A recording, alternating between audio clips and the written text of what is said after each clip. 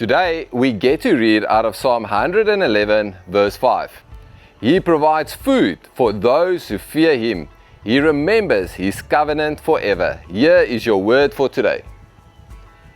Wow, the Lord is our provider. We should not look to man to provide for us, but to God only. He is the pro in providing.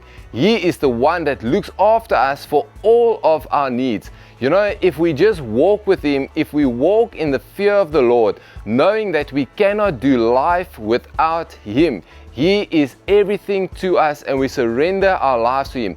He is the one that provides for us. It's His promise. Either we believe this word or we don't believe this word. And this word says, He provides food for those who fear Him.